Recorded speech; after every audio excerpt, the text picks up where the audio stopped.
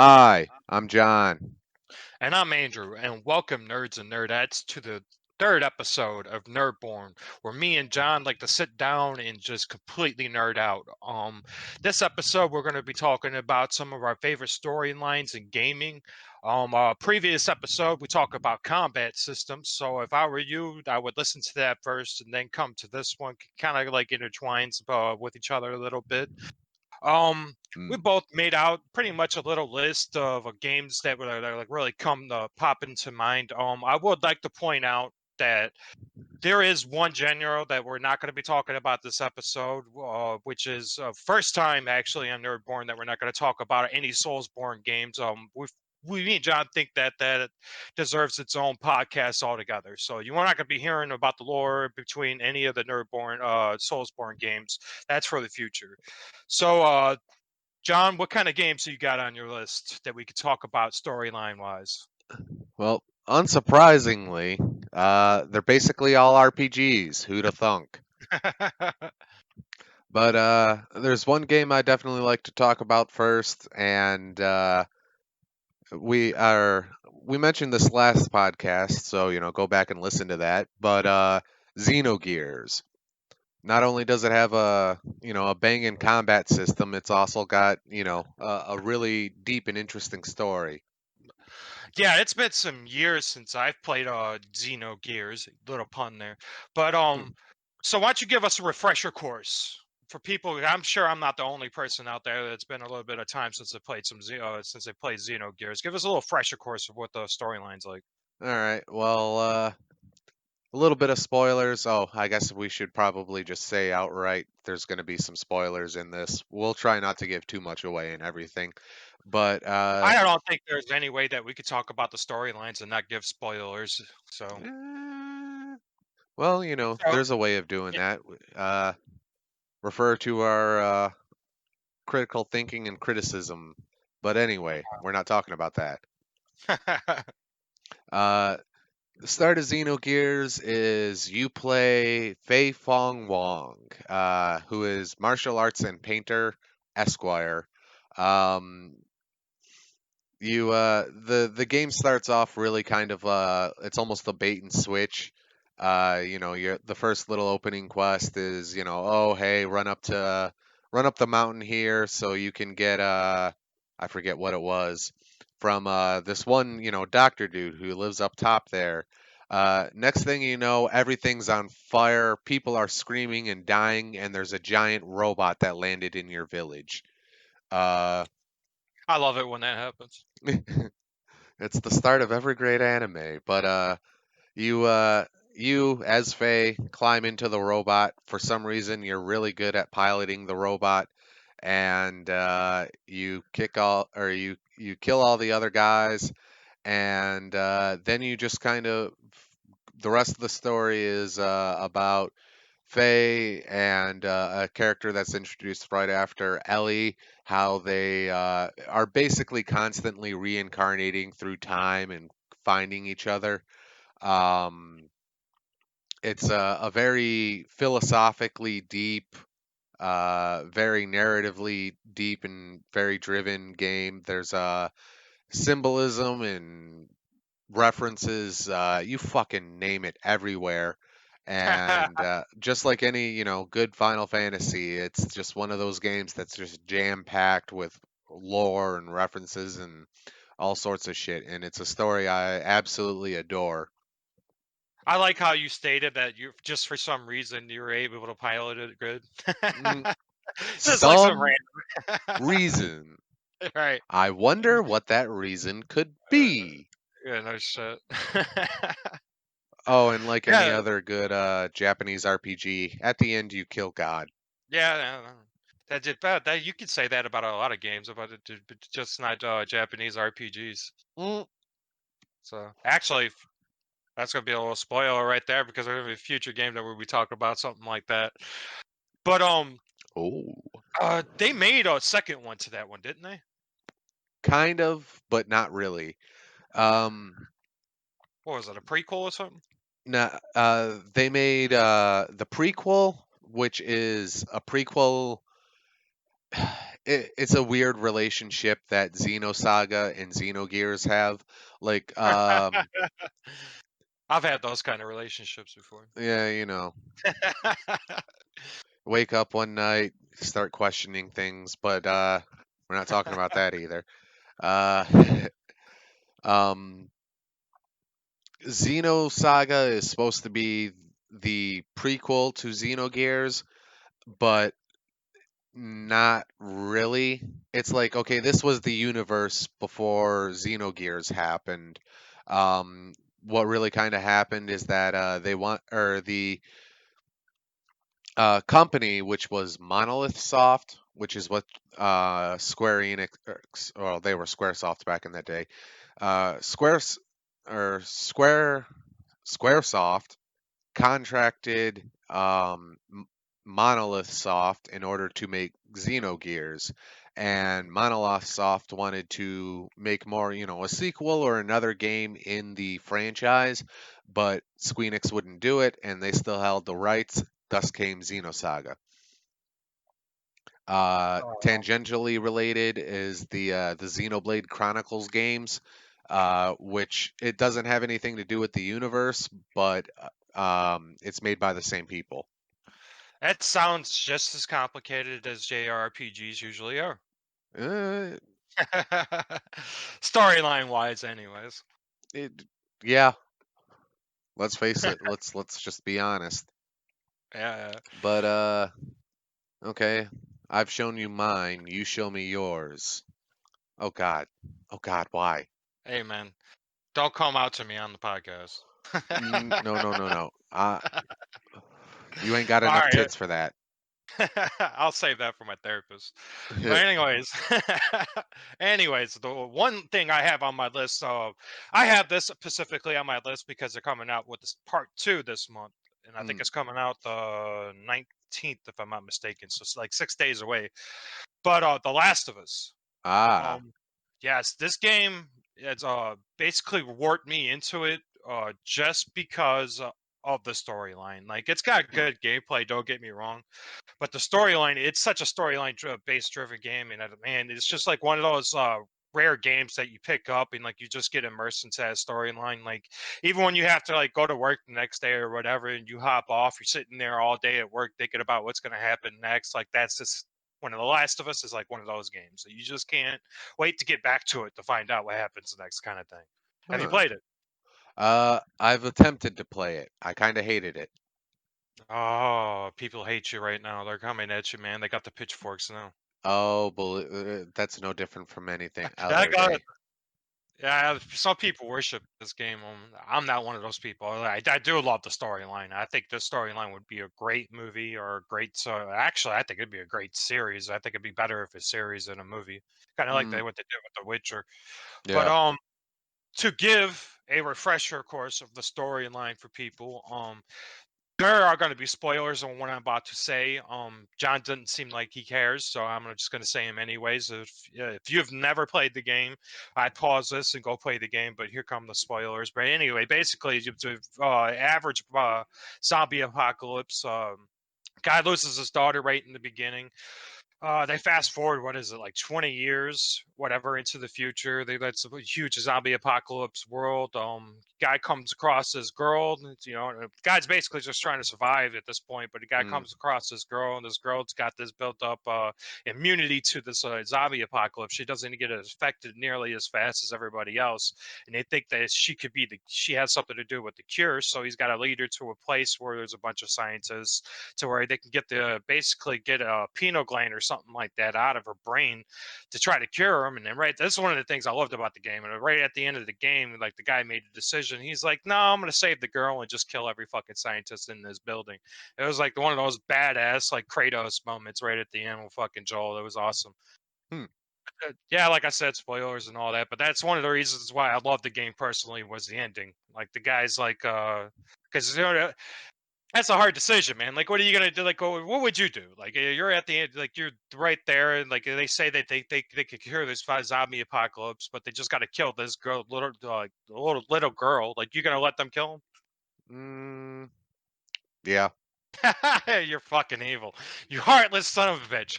Hey man, needs of the many. Hey, I get that, but I loved it when he fucking killed everybody in that building still.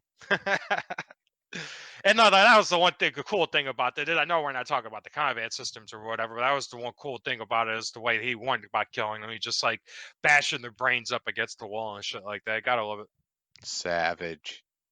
Yes, I can't wait to see how part two opens up because it looks like Joel got all old, and it looks like it's basically going to be just the girl that you're playing. I can't. Her name's escapes Ellie. me.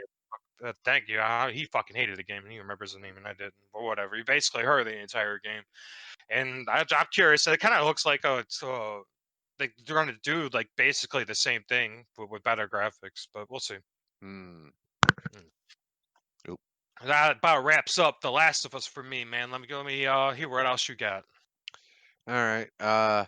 Might be a little bit easier to just say franchise rather than point out anything in specifically, but that's what we're still doing. So I'm just gonna fire these off real quick. Uh, Final Fantasy X, Final Fantasy IV, and the combination of the two, uh, Final Fantasy XIV. They're Ah, mathematically correct. it, oh yeah, that does work out like that. How about that shit? uh, But all of the stories, that's it. They're very deep. Final Fantasy IV is probably my favorite out of those. Just because I'm a sucker for redemption arcs. I always have been, always will be. But Final Fantasy X, you're what was it? You're a sports star. You get sucked to another world. You meet a girl. Finds out, at the end of your guys' journey, girl is going to die. mm, Uh, you don't like that, so you try and fix. In the process of doing so, you realize that you're actually the figment of some eldritch abomination's imagination, and fixing the girl's problem kills you.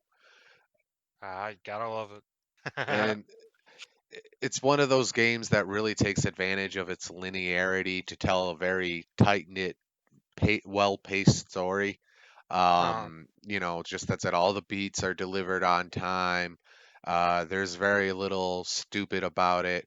The laugh scene, which I will die on a hill defending that. But yeah, what do you mean? a lot of people point at the laugh scene and say it was a case of bad writing or bad acting or Uh, something like that, and it's not. Like all the voice acting in the game is impeccable. The writing is great. Um, just because it was, awkward, ha ha ha ha ha ha ha. well, I think that I think they just became like kind of like an insider joke for that game, more or less. Of people actually hating on the entire game because of that fucking scene. You know what I mean? Because of like the laughing was like too generic. I Mm, agree with you on that scene though. Like they were going through some serious ass shit, and Titus was actually being a man for once and just trying to make the woman laugh so she would have to pick up her spirits. mm, You know what I mean? I think I think that game gets a lot of hate just because of Titus. He just was like such an unlikable character. There's like in like 33 quarters of that game. Like he's doing nothing but like my dad doesn't love me, but I don't really fucking care. Fuck that guy. Then it gets to the end of it, and he's like, I really did care about my dad the entire time. Like, motherfucker, shut up. You know what I mean? Like everybody's got daddy issues. We don't care about yours, dude. You know what I mean?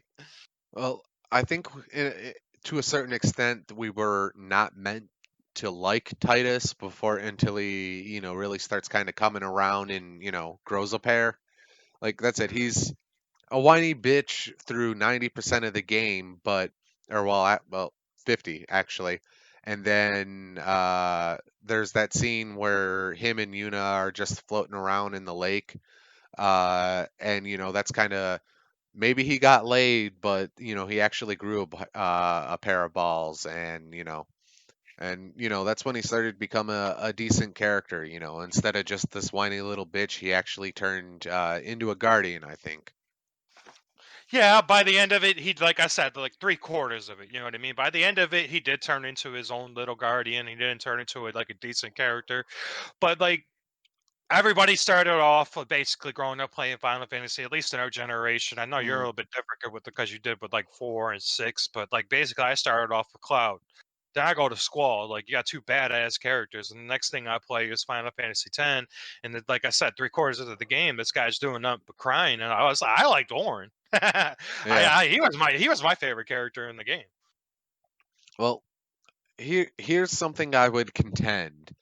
Whether or not, okay, yeah, Titus was a whiny bitch, but by the same token, I would say him being a whiny bitch is what that story needed because it was How's- everybody in Spira in the universe had kind of just gotten into this lull of acceptance like, okay, bad shit's happening and the only thing we can do about it is sit here and try and follow this religion, uh, and maybe one day, things will get better. But Titus was the one that really kind of just went, you know what?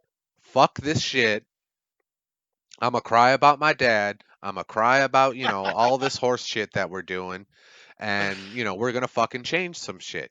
So, like, the beautiful thing about 10 is that, Titus was the thing that the world needed in order to get over the whole cycle of suffering. yeah, I could see your point there. I mean, and that is a good point. Like, but they didn't have to add so much crying. Like, they really didn't have to, because there were so many cutscenes in that game. Like, or even when he was on that boat, like you had to go through like the whole spiel or whatever to fucking like to kick that ball. Like the whole point of that was because he wanted to prove his dad that he could do his trick. You know what I mean? Like Mm, Jesus Christ, dude! Like let it go. You know what I mean? Move on. You're a blitzball star when you left our world and everything. You know what I mean? Like you proved him wrong already. There was no need to keep crying about it. yeah. Yeah, yeah, but I agree with you though that by the time that it did come to the end and that he did step up to change like that entire religion of like we'll keep sacrificing somebody so we could keep what's the thing that kept coming in and fucking destroying, what was it called? Sin. Yeah, yeah, to keep sin away. Like, I did like that part. That's like I said. That's the reason why I said three-quarters. Because once Mm. you get to the end and like Titus did that, I'm like, it's not such a bad guy.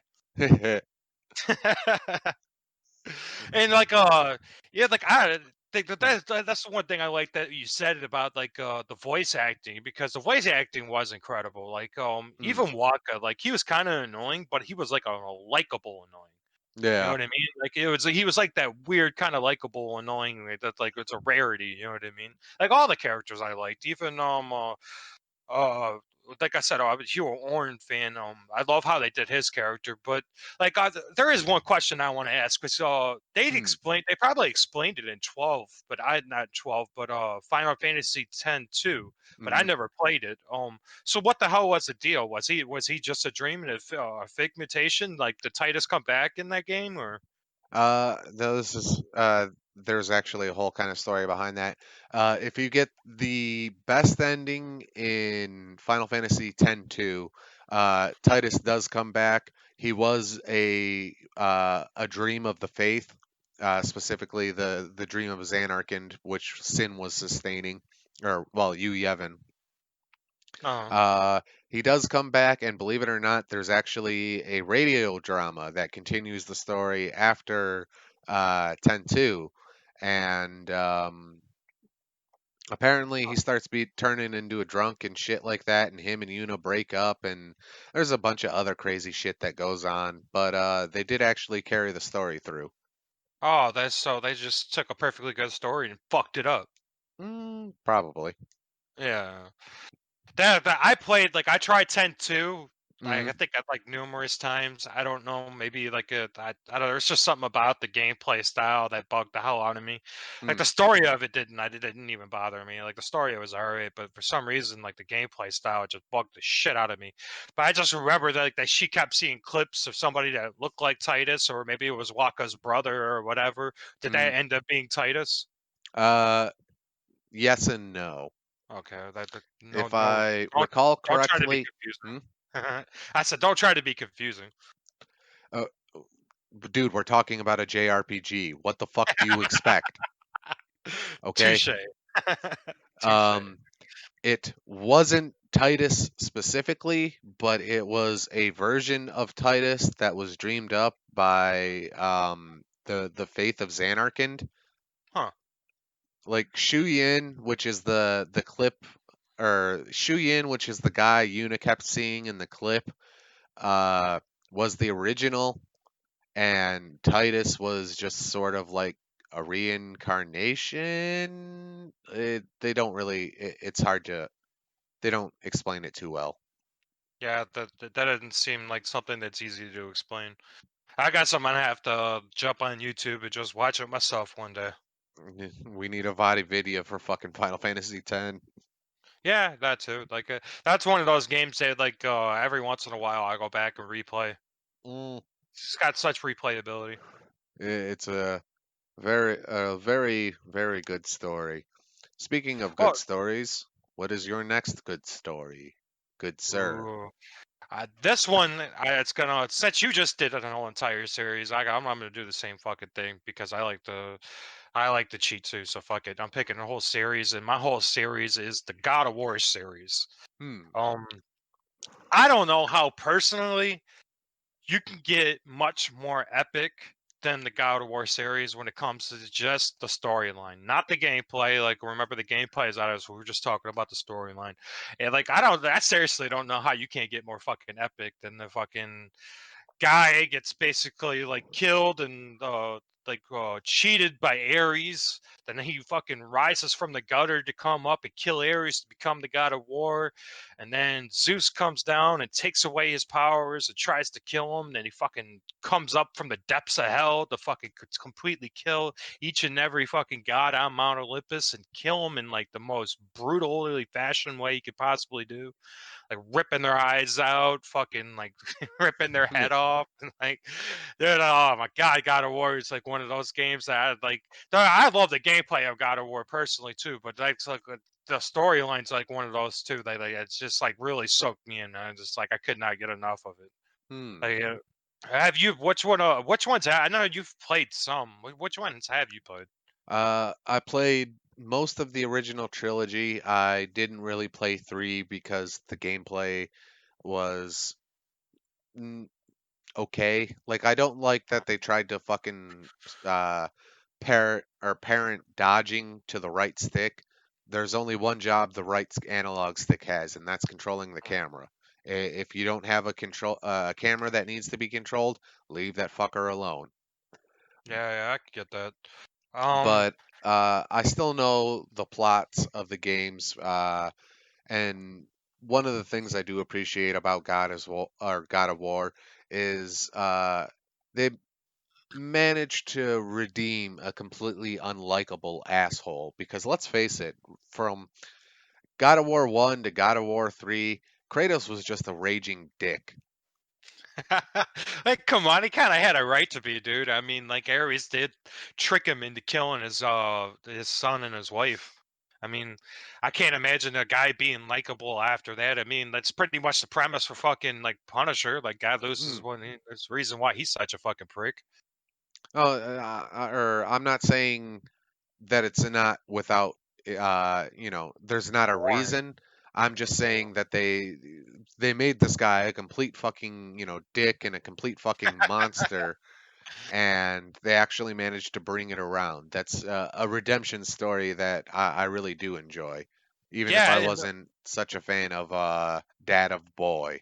yeah, yeah. The third one, they kind of do that. If I were you, I'd try to power through the third one if you don't like the combat, just for the storyline alone, because the third one wraps it up fucking beautifully. Mm, But he kind of like he kind of like it's got a thing with Pandora. I don't want to say it like kind of felt like Pandora had like father daughter relationship with Pandora, mm, and like he kind of showed his like humanity side for like the first time.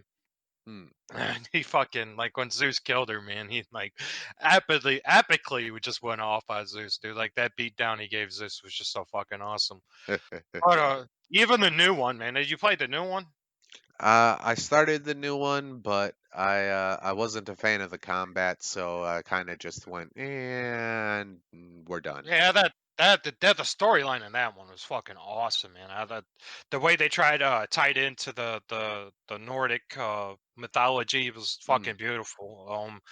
I've always been a huge history fan, and Nordic mythology is like one of those parts of history that I've always liked. So maybe I'm a little bit biased there when it comes to that, but the way they tied it in and everything was just fucking awesome. You know what I mean? mm.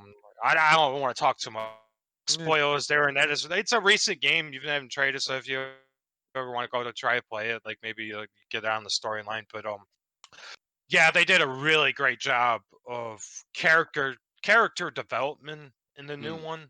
Like, do you remember how you were saying that, like, the Kratos being an asshole, and they kind of redeemed him? Like, they truly fucking redeemed him in the new one. Like, he's just like, especially the way, like, just the way he talks to his son, like, just that and the character development, I fucking love. Like, if I ever have a kid one day, I'm gonna talk to him just like that. I'm just like, boy, come over here. Like, like, where are we Boy. going to get burgers? Okay, where at? In the direction of burgers, boy. Some shit. I gotta talk to him like that. You know what I mean? That's Boy. yeah, yeah, boy. Like I do that. I do that to fucking my nephew and shit like that. Just random, like boy. Mm. I can't wait for the new installment to that one. I personally love the combat system in the new God of War. I thought it was sweet. I thought it was sweet the way they trying to turn it over. Mm. It's just me though. But that pretty like that like I said, I just don't know how you can get more epic than this guy coming up from the gutter and basically killing gods, like literal gods, like, and not just one of them, like the entire fucking every god in Greek mythology. He just fucking rips them apart. Mm. Especially like the way he killed Hercules, and I think what the hell it was. I think it was the third one. The way he killed Hercules was just fucking brutal. It's like Jesus Christ, man. Yeah, Anger issues. yeah, for real, dude. So, what's here? What you got next? Which RPG do you have on your list? Because I know it's going to be an RPG. It's going to be an RPG or an action RPG this time. And said RPG is it's another one I talked about on the last podcast or the last Nerdborne that we did, and that is Crosscode. Ah. I will keep sucking this game's dick until everybody plays it and realizes what a great game it is. It's funny, people. Just so you know, before we were doing this podcast, we've talked about this in the past that I've just gotten a PC and joined the master race in quotation marks or whatever. Talking about my next game that I'm going to play, and then of course John's just crosscode. Like, yeah, I'm gonna come to. Oh, just fucking play it, Andrew. Like, Do it. when he says to that he's gonna keep saying it until everybody plays it. He legit means it. It's a fantastic game. Like we went over the combat system last time, so check that out if you would like a description of what that is. But the story, and this is a game that came out, fairly recently, so we will keep spoilers to a minimum. But Well, if I were you, I would definitely do that if you want people to play it. oh yeah, definitely, especially because the story is one of the best parts, or it's I would say the best part of the game. But anyway, more or less, you play as Leia, who you wake up in an MMO RPG, kind of like how the Dot Hack series was Yeah. uh, way back in. Oh God, I'm old. Uh, Yeah. but it's set in a world where uh, you control hard light avatars. Like there's an entire planet that's been terraformed for the sake of this MMO game. You wake up. The first thing is that your your Otacon, for lack of a better word, describes that you lost your memory and stuff like that, and that maybe by playing the game you'll be able to get your memories back. Yeah, the characters are really well written. The main character, Leia, or Leah, tomato, Oh, tomato. She can't speak except for in like very specific words, like hi, her name, Leia. Um, and one of the things that they do, or that the writers managed to do, is they managed to give her a lot of character with very little dialogue, and that's very impressive.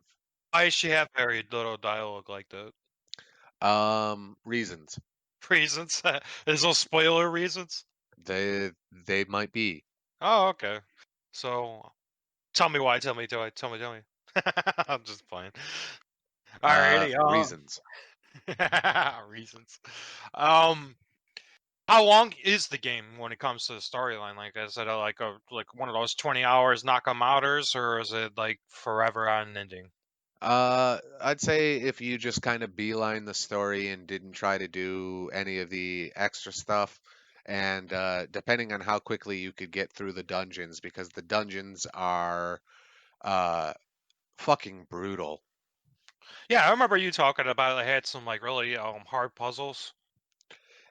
It's a mix of not only it being the puzzles being hard, but also there's a very large execution requirement because Okay. you'll have to like, okay, you'll shoot this thing and then you got to run over and then hit this block to turn to make the thing you just shot bounce through uh the maze in a specific way, and then activate like six different things. Like it's one of those things, once you figure out all the individual pieces of the puzzle, you're still just kind of like, okay, I'm gonna have to give this a few tries before I can even actually do it. Huh. That sounds like it would be a giant pain in the ass. it it's one of those things that, like, okay, once you solve the story, you have, or not the story specifically, once you solve the puzzle, you still and you have that little aha moment, then it's just sort of like, okay, now I actually have to fucking do this. Yeah, I can get that because that's not unlike, I mean, like the puzzles in Breath of the Wild. Like you had, as soon as you have those like aha moments, like you figure it out. Like that's basically it. Like there's like very little execution in that. So Mm, you're saying that you have the haha moment or the eureka moment or whatever, and then you have to do like the execution. And once you fucking figure it out, that sounds like a pain in the ass. it's a pain in the ass, but at the same time, like, it's oh, nope, I can't say it. Nope, fuck it, we're doing it. It's like that moment when you first beat a Dark Souls boss, like you figure out the boss and then you beat it and you're just sort of like, "Yeah, gotcha." Dude, It's let's admit it. We're not gonna do it in a podcast without fucking Dark Souls coming up at least once or twice. Like that's what's it's fucking called happening. Nerdborne. How many Yes, times have we made this joke? It's called Nordborn. uh, Yeah. Anyway, dude, we'll do um, a fucking podcast on fucking comic books or some shit like that, and watch me squeeze in a Dark Souls reference and that shit. we It's gonna happen. we will find a way to do it. Yes, thy But wills will be done. to answer your original question, uh, depending on how long it takes you through to get through the dungeons, I'd say it's probably 30, 40 hours. Ah, that's pretty. That's decent. That's decent. Not too bad. Uh, I mm, I've looked up gameplay of it because I watched like trailers on Steam. Like, because mm, like I was pretty close to actually getting it. The gameplay definitely looks like interesting. Like it wasn't what I was expecting, but at the same time, it still looked like it was fun. uh, it's a blast. Yeah, it looked like it was fun. It's definitely probably not the last you're gonna hear about this game, because like John said, he's gonna keep saying it until he gets everybody to fucking play it, including me. So eventually it'll come back up. But yeah, oh yeah, that's it. It let me just have a moment right here. If the SNES RPG area or era was the thing you grew up on, the thing that you really come to love, just play fucking Crosscode. It's a brilliant game. Like, the game speaks to me in so many different ways. I absolutely adore it, and just fucking play it, dude. Fucking play it. Dude and dudettes, listeners, Andrew, fucking play it. Yeah. Okay, I've had You, my moment. Andrew, you, proceed. You're gonna build up that game so much, that people are gonna be nothing but disappointed by If they are, them are fighting words. it. That's hilarious. All right, the next one I do have on my list is one that's it's basically a series, but like Mm, I can't just talk about one of them. Mine's the Batman Arkham games. mm, That's another one, dude. Like damn, I generally hate it when they get away from source material. When it like hmm we're gonna have comic book episodes, people. I assure you on this podcast, I'm a huge comic book nerd. I fucking love them. I mm, grew up on Spider-Man. I grew up on Batman. I've grew up on comic books. I've done nothing but read comic books, but generally my entire life. I have a lot to say about a lot of the comic book movies that have come out. I have a lot to say about a lot of the comic book storylines and shit like that. So you're gonna hear plenty of this. And but generally, though, when it comes to when they're going away from like the source material, it generally bugs me. But mm, they did such a well job in the Arkham games with the fucking characters that it did not bug me at all. They nailed every single fucking character, like every single one of them. They fucking nailed them, like right on the fucking head of mm. how that character is in the comic books. I'm sure if I really like delved into it and replayed the games, I could find a character or two here that's like a little bit off. But man, it's just like from Batman to the Nightwing to the Riddler to like Penguin to the Joker, of course Mark Hamill. You know what I mean? Like what is Hmm. not to like about the storylines when it comes to the Arkham games? I got nothing. Exactly. Even the first one. I mean, the first one, like the Arkham Asylum, man, like that. Such a fucking likable storyline, dude. Like, oh, Hmm. Joker takes over Arkham Asylum. You're Batman, and you're trapped inside trying to fucking like sneak around and like basically pacify Arkham Asylum. What the fuck's not to like about that storyline? Honestly, you're Batman. That is like that's it. Like how you can't like you cannot like a dislike a storyline when you're Batman. You just can't. It should be illegal. It should be in the Constitution, on the 15th Amendment. You cannot like a storyline if you're Batman. Like it should be there. Whereas we, the people, hereby decree that if a game should feature that or feature you as the character Batman, or aka I screwed it all, aka Bruce Wayne, you are constitutionally obligated to enjoy it. And buy it and not say a damn thing wrong about it. Oh, there's always something wrong to say. All right, but this is basically storylines. So we covered like the first one of Batman pacifying Arkham Asylum. The ending of that one kind of bugged me a little bit, but it wasn't too bad. What was your favorite storyline out of the Arkham games?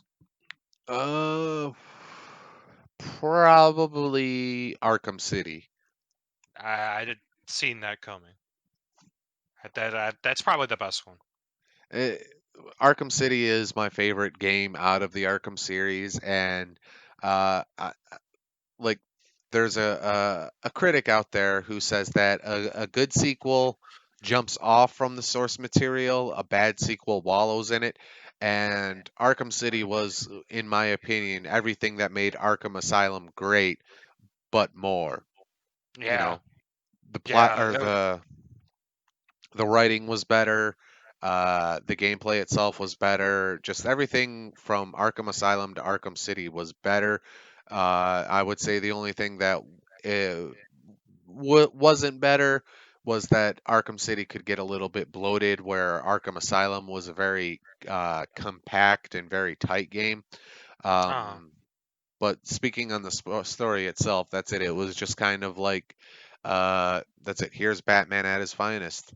yeah, no shit. And like we talked in the previous game, it does such a well job of making you feel like you're Batman. Mm, So we're like, it just basically immerses you into that storyline. You know what I mean? Like man, I just love the fucking the character development so much in the Arkham games, like because hmm they've nailed, like I said, they nailed each and every one of those characters. Like that is Penguin, that's Two Face, that's Riddler, that's and like, come on, dude, Mark Hamill as Joker. How the fuck do you not like Mark Hamill doing it? The Mark Hamill is the Joker. I know everybody's like Heath Ledger this, Heath Ledger that.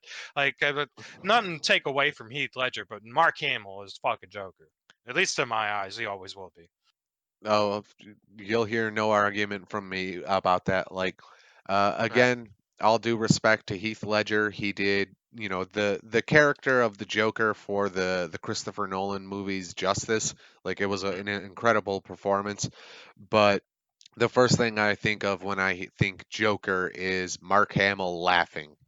Yes, yes, I was just gonna say that. That is the very first thing you think of when you hear the Joker. You hear Mark Hamill fucking laughing. That's the Hmm. very first fucking thing that comes to your mind. And it's the evil, sadistic laugh, and he probably just fucking like hit a pregnant lady with a bat kind of laugh. Like that is fucking that is the fucking Joker, dude. Like, yeah, and he did such a fucking like all voice acting in the Arkham games are fantastic. But when you had Hmm. Mark Hamill there, and like, oh man, I just love it. Like, I always thought that Arkham Knight got a little bit too much hate that it actually deserved because I thought the storyline was pretty dope. I mean, anybody that's like a half-wit comic book fan of any Batman, knew that. Spoiler alert, I guess, but everybody knew that Arkham Knight was fucking Red Hood. Like, I mean, basically everybody fucking you could tell like right from fucking get. Like, I knew. Like, I think it was like by the second or third mission, I was like, that's fucking Jason Todd. You know what I mean?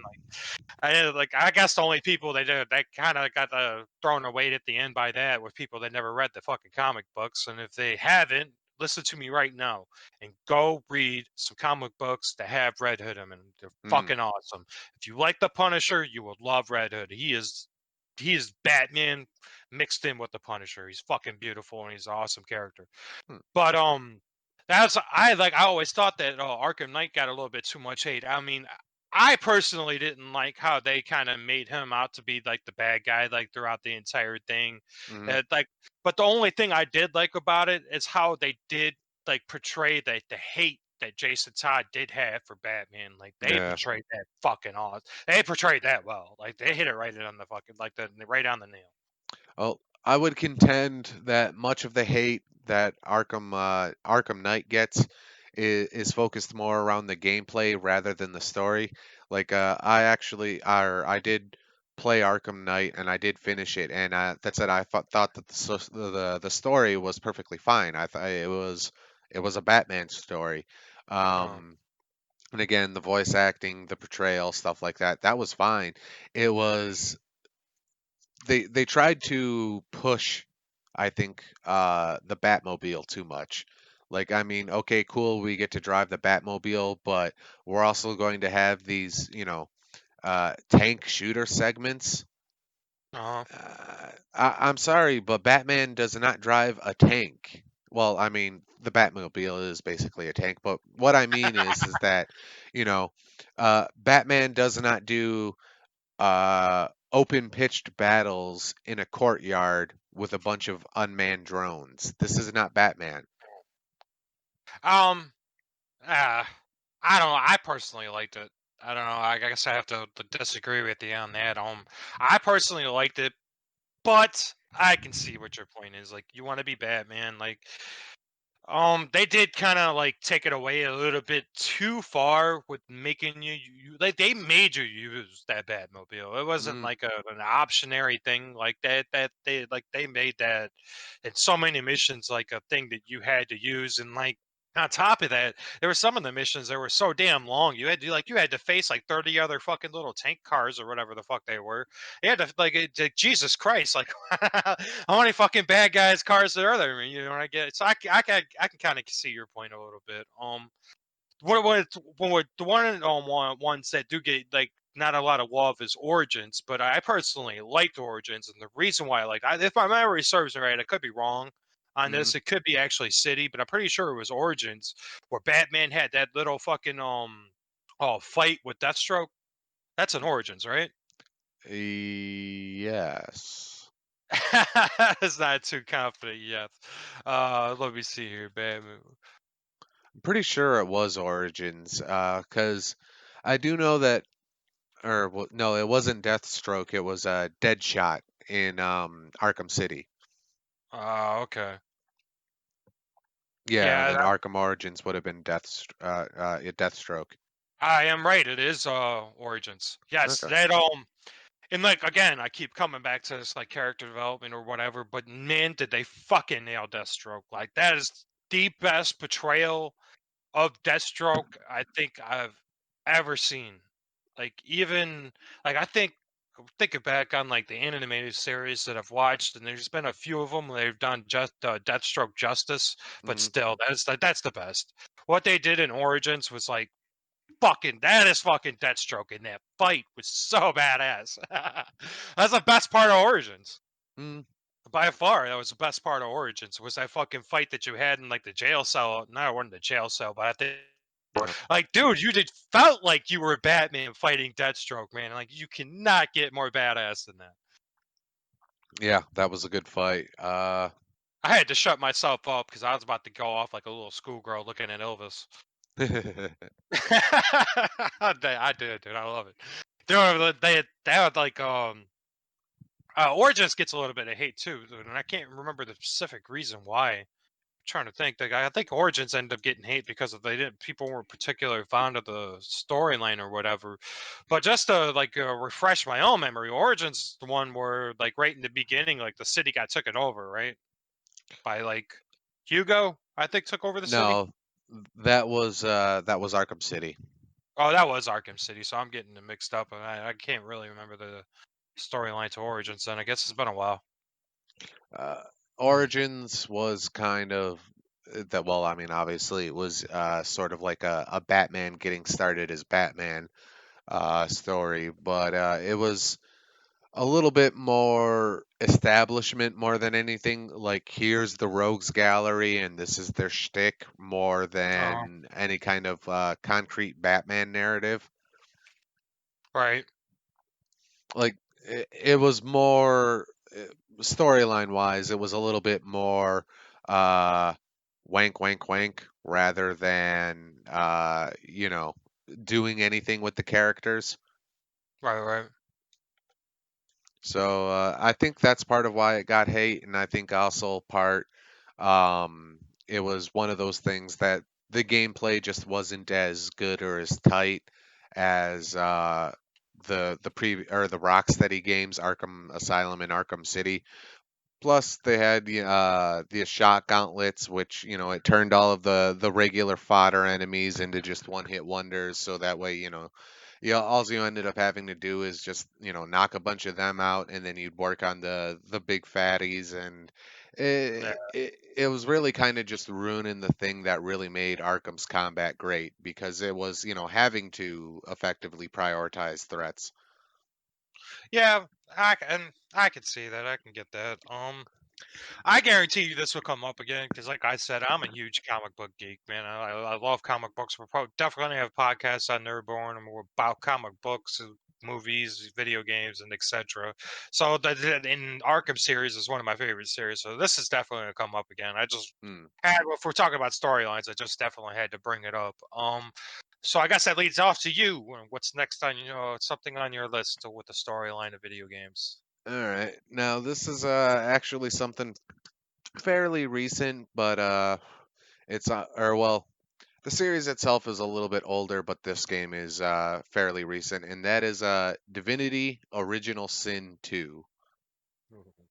I've heard so much about this game, but I've never played it myself. Like this is one of those I keep looking at it and I keep debating about playing it games. That sounds like me and Skyrim. Yeah, basically, yeah. um, so obviously, tell me about this game. The storyline wise, like, oh, we'll leave the combat system for something else, but Hmm. just a low down of the story for people that know about it, particularly and AKA me. Yeah.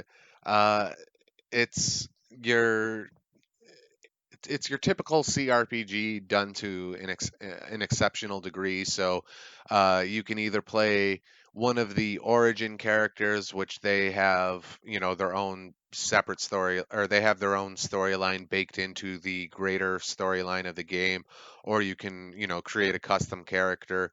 Um, the setting of the world is that there's this special type of magic called source, Mm. and you are a sorcerer in the sense that you are one of these mages that can use the source.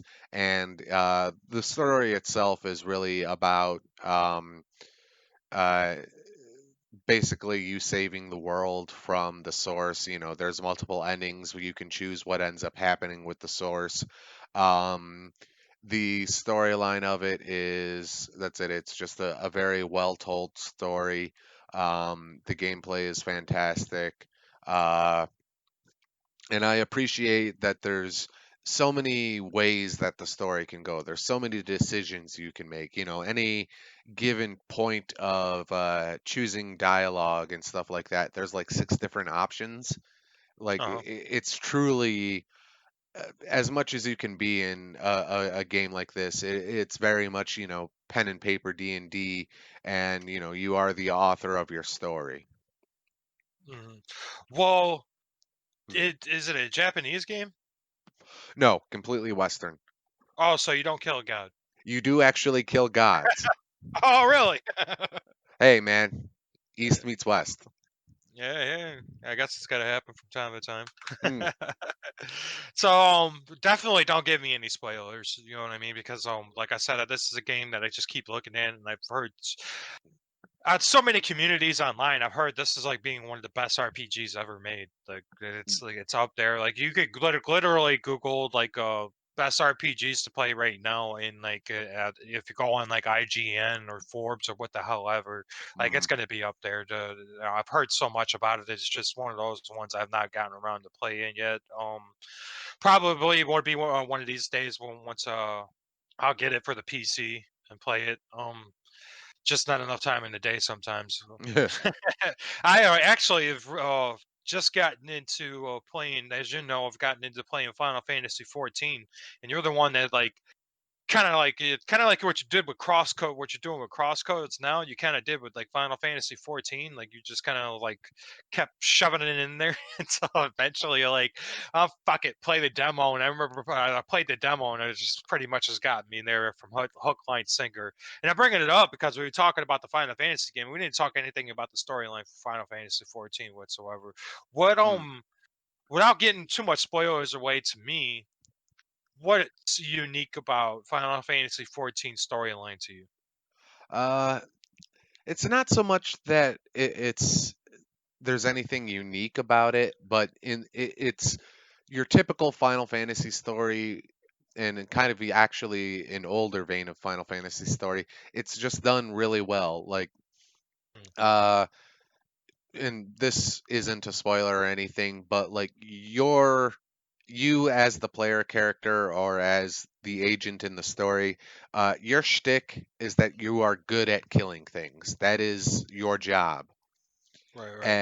Yeah, And like the supporting cast, the characters that develops as you progress through the story, uh, they all have varying skill sets and stuff like that, and uh, ultimately it does just come up to okay, you go kill the thing, but in the narrative it feels like everybody else has done enough work to enable you to be able to go and kill the thing. Like, okay, you can only access this one area through a teleportation network. So someone hacks into that teleportation networks to send you through so you can go kill the thing.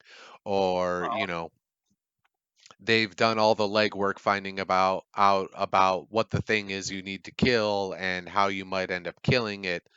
And right. like it's not that it's got anything unique going to it. Like that's it. You are Sir Hero Esquire. You go and kill the things and save the day, but it's Mm. done really well. Okay, so it's just more of it's good than it's unique. Mm, I can understand. I could get that. Like, I'm definitely loving it so far. Like, but I'm not that far into it, so I guess we're gonna have to come back to this. I'm sorry, Anna. I didn't mean to like kind of like spill off you Divinity 2 there. I just remember that we talked about Final Fantasy 14, but didn't really talk about the story at all. I just kind of wanted to bring it back up. oh yeah. Yeah, but to go on to from my next one, this isn't going to be a big much of a shocker for my last one, because it's pretty Uh, fucking well. Spider-Man for the PS4. Mm. Uh, I just want to remind people that like they'll remember that we're just talking about storyline here. I have a lot to say about this combat system. I'm pretty sure that we talked about it a great deal in our last podcast. Mm. So go listen to that. Go listen to our last podcast on our combat systems. Then come back and listen to this one because now you can hear me say good things about this game. The good thing about this game is the storyline is fucking terrific. Mm. That voice actor and that person or that actor they got to play Peter Parker, I don't know who he is, but he did a fucking fantastic job with fucking Spider-Man. Like I have not seen Spider-Man done that well since like the 90s in the cartoon. I Mm. am I am a giant, and I mean motherfucking giant Spider-Man fan. He is my number one fucking favorite superhero. I could not stand Tobey Maguire's Spider-Man, and I hate how much love he fucking gets because he is the most terrible, dramatic, crying motherfucking bitch Spider-Man that's ever existed. I cannot stand it. That is not Spider-Man. Ooh. Spider-Man's fucking smart. Yeah, Spider-Man's a fucking smart. The only thing Tobey Maguire did good is that he did a good Peter Parker. I think Andrew Garfield did a this I don't want to get too much into it. I could go all day. That is fucking I get too much into it. This is about Spider-Man's for the PS4. Um that guy did a terrific job at Spider-Man. And like I said, with the characters in it, that they did a great job. I don't think they necessarily hit every single character on the head like they did with the Arkham games, but they did a pretty good job. Like Kingpin was pretty good in it. The storyline is like what I really like most about it because we got to see a villain, a Spider-Man villain that's really not that wide known. And like Mm. we got to see him in it, and they did it but the storyline was just great. Like I think it was one of the best things about the game. Yeah. Sure. One thing I definitely appreciated about Spider-Man for the PS4. Oh, just to back up a little bit, the voice actor for Peter Parker in this Spider-Man was Yuri Lowenthal, Oh, which okay. you probably couldn't, or you probably that's probably just a name for you. But let me just Yeah. say, when it comes to voice acting, he's a goddamn legend. Oh, So really? Like, yeah. what other ones have you done? I would know.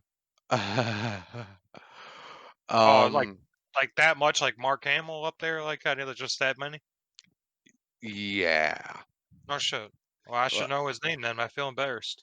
okay. Here's three games that I know you've played that he's done voice acting for. Mhm. Uh, Fallout 4.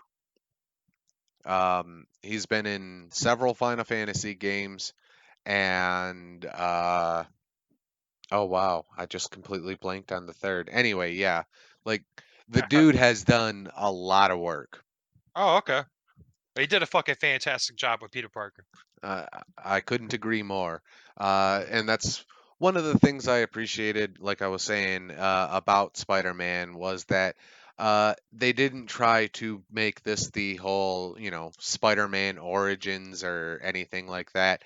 It's just sort of like, listen, it's Spider-Man. You know Spider-Man. We're doing Spider-Man.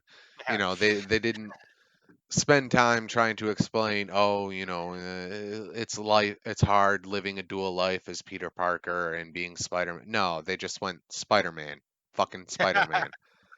That is a fucking awesome way to put it, man. They were just like, Uncle Ben died. You know he bangs Mary Jane. You know they have problems. You know who May is. This is Spider-Man. Deal with it. Yeah, Yeah, and that's a great way of putting it. because they did it that way, that's it. They were really able to tell a good Spider-Man story. Because I mean, let's face it, the origin of Spider-Man, ooh, I got bit by a spider, now I have superpowers. Kind of meh.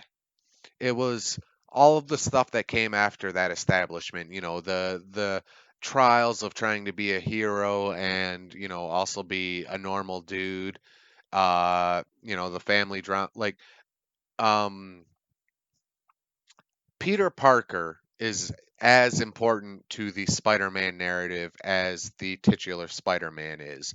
And Yeah, if you can't tell a good Peter Parker story, you can't tell a good Spider-Man story. And they managed to do that with this game. that's very well said, man.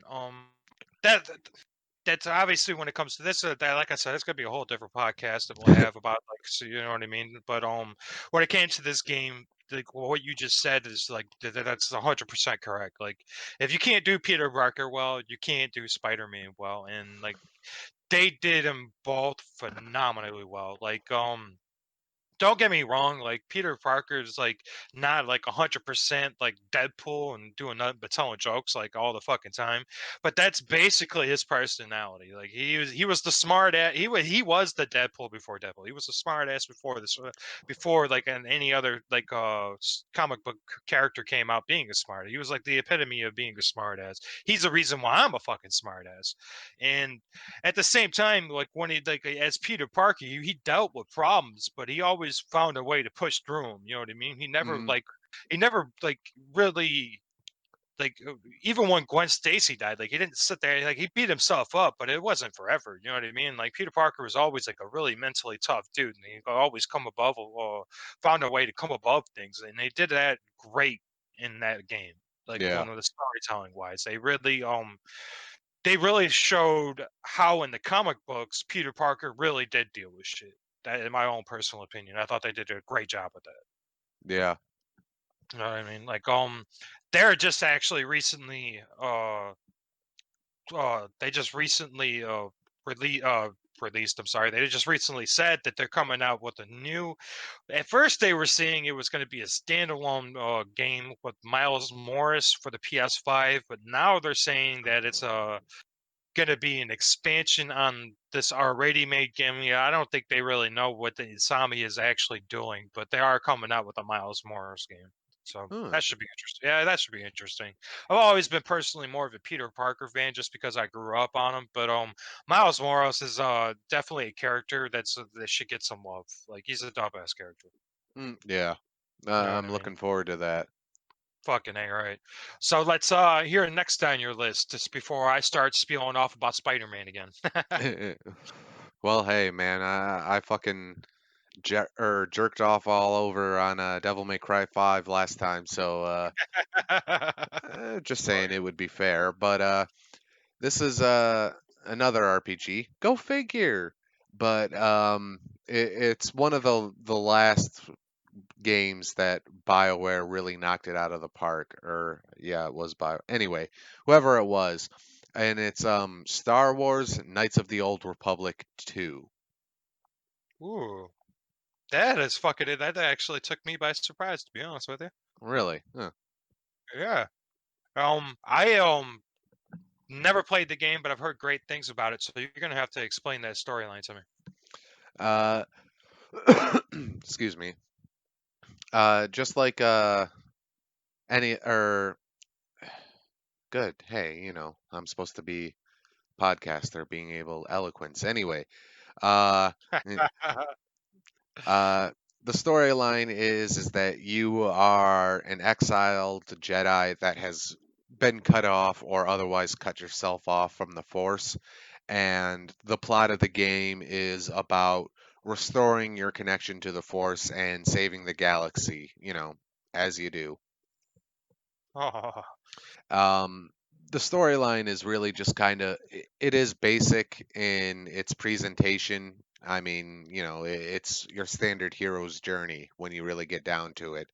But the characters are really what make it, and it's actually in the same vein of Divinity 2 origin or Divinity Original Sin 2, in the sense that it's the way the story is told and your interactions with the characters. All the characters are likable. They all have good plot arcs. It's just that's it. It's one of those games that really knocked it out of the park, and one thing that I really do like about the game is that it's a very philosophical game. Like, the Jedi religion, if you will, is called into question. Tenets of it are questioned, what wisdom is, so on and so forth. And it's just one of those. It's one of those games that really sticks with you. right, right.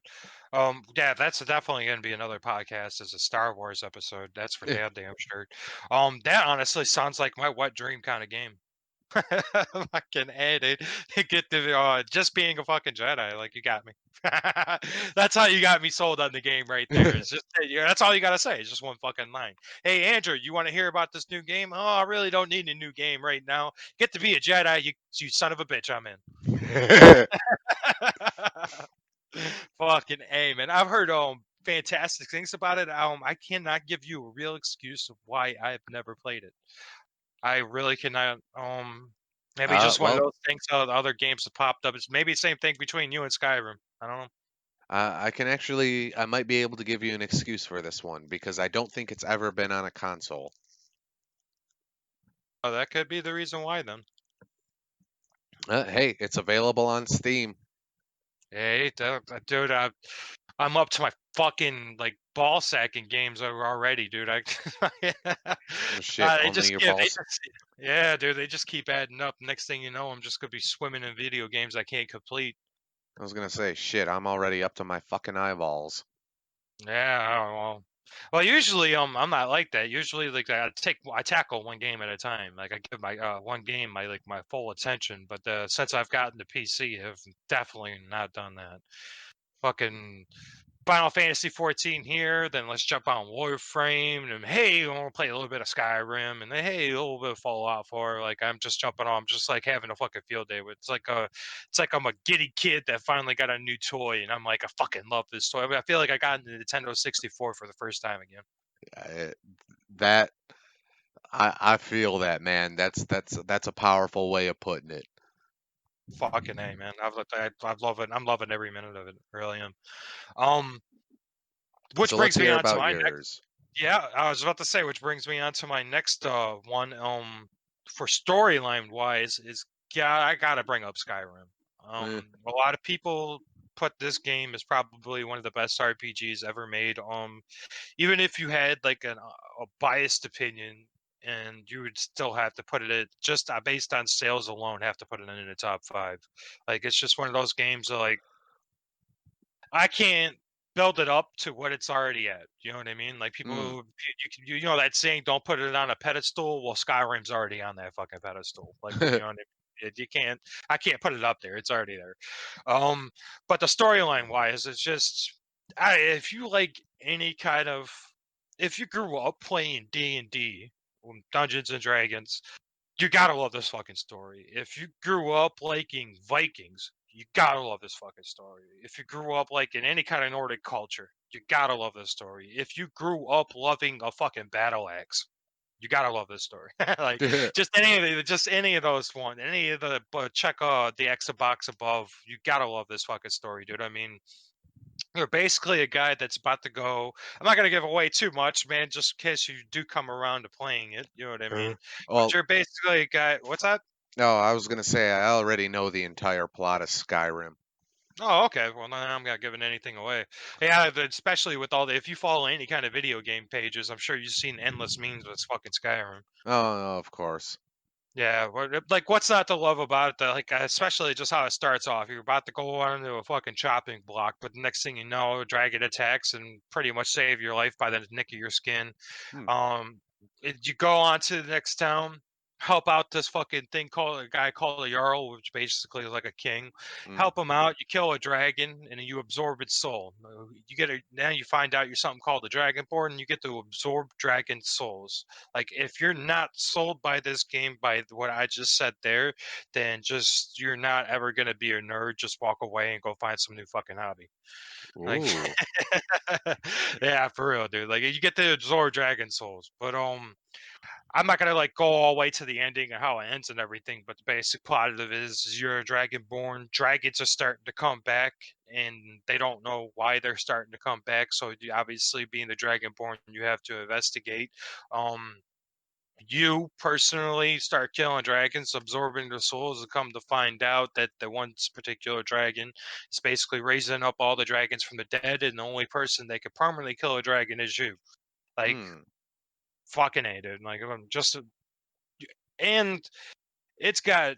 The game was so fucking far ahead of its time, man. Like I wonder what the fuck. I'm pretty sure the game first came out like what 7 years ago, man. I mean, like damn, I think it came out in like either 2013 or 2012 or something like that.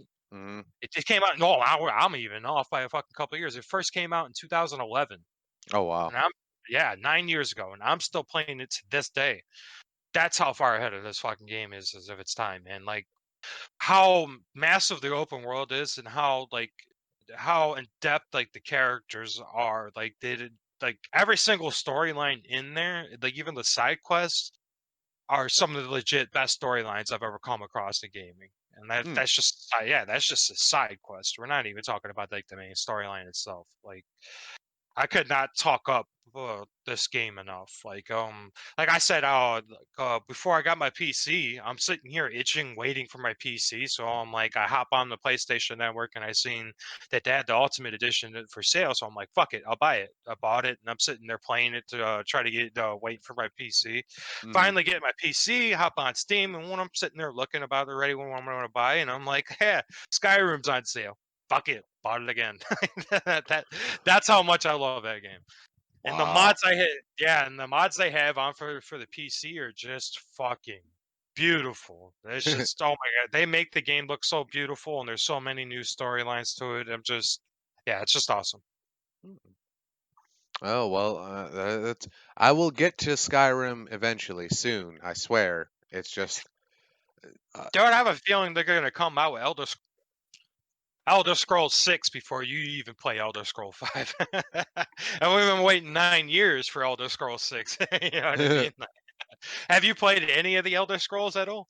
I played around with Morrowind for just a little bit, and I did try out Oblivion. Uh, Um, I think if I went back and tried them again, I would like them. It was just kind of a time in my life where I wasn't really into that kind of game. I get that. That's happened to me with a few games before. More than Mm. one. More than one. Oblivion was definitely really dope. I would constantly hoping for like a remake or a remaster of Oblivion. Hopefully we get it one day. Maybe never know. That fucking it seems like Bethesda is just like fucking up lately, and they just keep dropping. Yeah, they're just dropping the ball on fucking everything. I mean, it seems like they came out with Fallout 4, and everybody like bashed it so fucking hard that it hurt their feelings so much, and now they just turn around and like, do you know what? We're just gonna put out shit that does nothing but piss off fans from now on. Good. So I don't know. We'll see. Shit, So you ain't lying. yeah. So let's hear what's next on your list. All right, and I just like to, or I've been doing, very serious, very heavy-handed RPGs, and we're gonna switch it up a little bit. We're gonna go complete the opposite direction and talk about a comedy game. Uh, and that game, and this is just story, but don't get me wrong, I love the gameplay as well. Is Saints Row 3. Yeah, I'm like really fucking shocked by that one to be honest. Really? Yeah, dude. I know you played Saints Row before, but I still remember the first time. Like I've known you my entire life, and I heard that you played Saints Row, and I was just like, no fucking way. Uh, Yeah, you know, did you know that fucking like joke that's always told with white people, right? Kyle, the guy that drinks Monster and punches a fucking drywall. That's mhm. I've always thought of Saints Row as like Kyle's game. Yeah.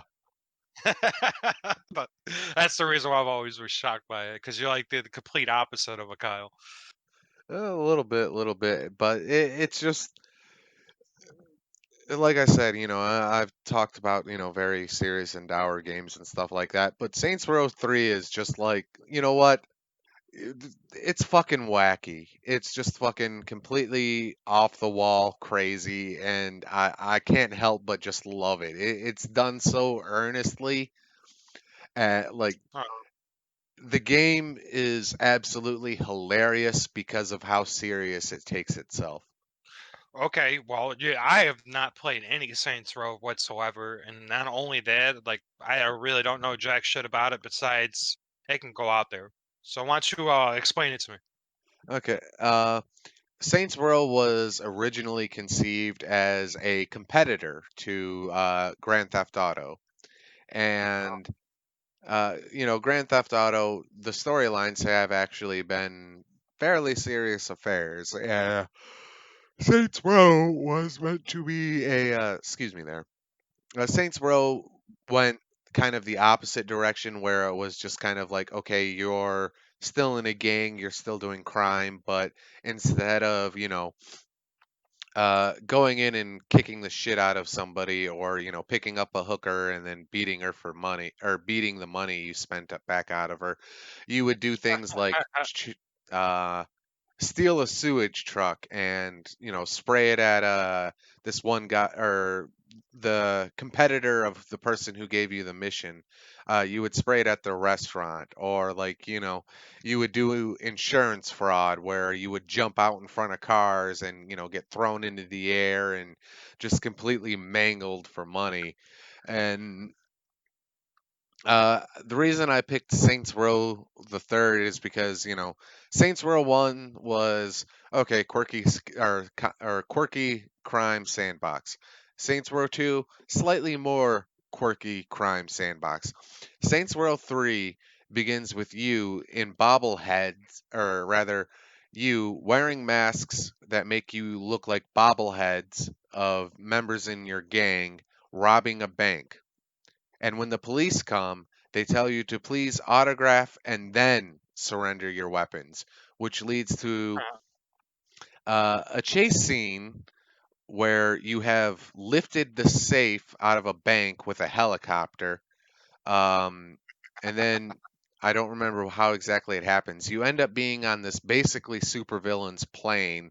Uh, you get free, fuck his shit entirely up, and the ending of the opening sequence involves you doing a parachute dive, shooting hooker assassins.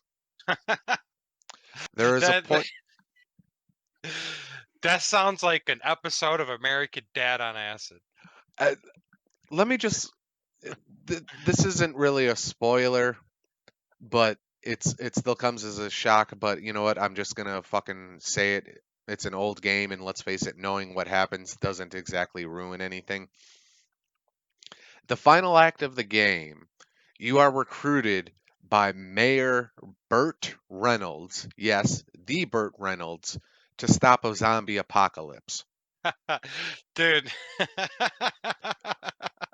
When you I meet said, I'm sorry, did I say American Dad on acid? What I meant was Rick and Morty on LSD. when you meet Burt Reynolds, when he's enlisting you to save the city, he's getting a lap dance from a stripper. Fucking A, right, dude? That sounds like my kind of game. It's one of the major side quests in the game is called Professor Genki's Super Ethical Climax, and it's about murder. Dude, all right. Did I say Rick and Morty and LSD? What I really meant was it sounded like Deadpool created a video game. Um, oh God, I Jesus, can't. what's that? I can't remember what it's actually called, but that love is what I got. That song. Yeah. There's a section when you are driving to a pimp's house where the two voice actors sing that song. Yeah, that definitely sounds like a Deadpool video game. It's completely fucking batshit bonkers, and it's one of those games where every time I've played it, it's just the joke cracks and I just start fucking laughing. Oh yeah, like comedy in video games is really not that big of a thing. You know Mm, what I mean? Like they've always got jokes and shit like that, but you can't really name me games that are just so based on comedy. uh, huh? They, Yeah, you're right. yeah, it's kind of weird, right? Hmm. I mean, they got that Deadpool video game that's kind of like that. But damn, like wouldn't be damned if that's about all I could think about. Like, if anybody's listening and they know some, fuck it, put them in the comments because I would love to play them. Yeah, Other than Saints Row and, anything Deadpool connected, I really can't think of any comedy video games. That's Uh, wow. Huh. maybe the Simpsons game back in the day. Eh, True, but like I guess just speaking of video game only IPs, uh, like a Deadpool game is obviously going to be comedic because it's fucking Deadpool. A yeah. Simpsons game is going to be comedic because it's The Simpsons, but these are adaptations of an already comedic thing rather than being comedic video games in of themselves. Yeah, that's true. I was gonna say next is South Park, The Fractured But Whole. Mm, I was gonna say that, but I guess that's the same thing. I mean, I guess that's the same thing, babe. I mean, you can't really make a South Park fucking video game and not have comedy in it. Like, there's yeah. just that's like I don't know, that's like having a Batman game and have no brooding. Well, it's just you're gonna have it. Mm, uh, but like I said, anybody's listening, and they know some comedy fucking games that are just based around comedy, kind of like Saints Row is. Make sure you drop them in the comments because I would definitely be interested in playing them. I know John will too, so make mm. sure you guys do that. And like I said, we're always interacting. Like we say all the time, we're always interacting and shit. So don't be afraid. Definitely, definitely. And we're gonna go ahead and wrap this up. We've been spieling for a long time, but definitely, if you guys have any suggestions, any topics you'd like us to cover, please hit us up. Either for Nerdborne here or something for the J&A podcast. That's it. We're still small, so we're still trying to interact with all of our, or any listeners and stuff like that. Please like and subscribe. All the other YouTube things. Check us out on Facebook, and that's it. Just like to take a moment. The world's going crazy right now. We got riots. We got a pandemic. We have a government that is let's not get political, but yeah. We'll just So say a we'll just say they're fucking up. little bit, little bit. Yeah. But we hope you guys all stay safe out there, and I'm gonna finish this off the way I always do. Be kind to each other, because this is all we got.